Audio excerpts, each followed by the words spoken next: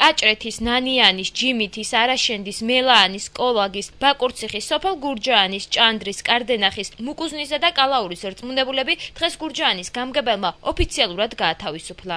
გამგებლის მოადგილე ზურავ დანელიშვილი კმაყოფილია, რომ მისმა შეხვედრამ რწმუნებულებთან შედეგი გამოიღო, მათ მორალური პასუხისმგებლობა იქნეს და გამგებას უკვე საშუალება მიეცა, რომ რწმუნებულები მათივე განცხადების საფუძველზე სამსახურიდან გაეთავისუფლებინა.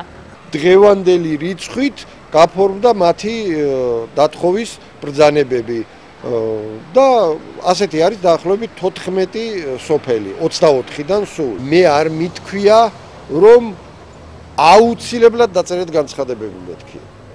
მე თუ კი სურვილი გაქვთ შემიძლია მე თქვენს ადგილას ასე მოიქცეოდი მეთქი. და დაგიჯერეთ? თქვენ როგორც ხედავ ზოგმა აიღო თავის თავზე ის მორალური პასუხისგებლობა, აი სიგრძე განა, როგორც იტყვიან, ზოგმა არა. მორალური პასუხისმგებლობის მნიშვნელობა არ ესმის სოფლის რწმუნებულებს და ისინი პოლიტიკური ნიშნით დევნასა და ზეწოლაზე საუბრობენ. რომელ მორალურ პასუხისმგებლობას შეიძლება ლაპარაკი? ჩვენ ვაკეთებდით რწმუნებულები იმას, რასაც დავალება იყო და ჩვენ არ გადავცდომით ვართ არავითარ შემთხვევაში. ჩვენ რა შეიძლება სოფელში წყალის გაკეთებაზეა მორალური პასუხისმგებლობა აღებული, ასფალტის დაგებაზეა მორალური პასუხისმგებლობა აღებული, თუ რაზეა მე ვერ ავხვდები რა მორალური პასუხისმგებლობაზე საუბარი. და ეხლა ფაქტიურად გამოდის ისე, რომ თუ ხარ კოალიციის წევრი უნდა იმუშაო, თუ არა ხარ არ უნდა იმუშაო. ნამუს და სინდისი კონდეს დანელიშვისაც და კიდე იქ ვის რაღაც ეუბნება თქვი რა. შემაწუხეს ბატონო, ხუთი ადამიანებარეს და მეუბნება. უნდა სწრაფად მოსწრაფუე და დანელიშვილს უცხარი რომ შეგიძლიათ მასი ალბათ ისიც რომ ამთავროს ხო და ხო აი თქვენო წერტო თქვენს ეგრევე კარგიო. აი ეს პასუხი გამოსადა. ჩემი ნებით არ წავსვარ ბატონო. ზურავ დანელიშვილი კი მორალური პასუხისმგებლობის დეტალურად განმარტებისათვის კოლაგის რწმუნებულს დებატებში იწვევს.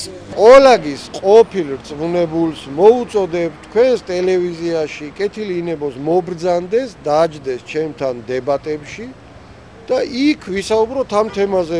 გათავისუფლებული სოფლის ხელმძღვანელების ქართული ოცნების წევრები ჩანაცვლება უკვე დაიწყო. კარდენახში დღეს დანიშნული რწმუნებულის მიმართ უკვე პრეტენზიები ჰქონდა შტატიან სპეციალისტს. ქალბატონის პროტესტი იმანაც გამოიწვია, რომ რწმუნებულის ტერიტორიულ ორგანოში ის ადამიანები ყავდა მიწვეული, რომლებიც სპეციალისტებად ჯერ არ დაუნიშნავთ. კარგი ვარ რომ იმუშაო, რატომ არ თავისუფლებს სამსახურიდან? ჩემი გამოცდილება სოფლის მიმართ იცი? წეღანვე გეთქვა. ან ჯერჯერობით. წეღანვე გეთქვა.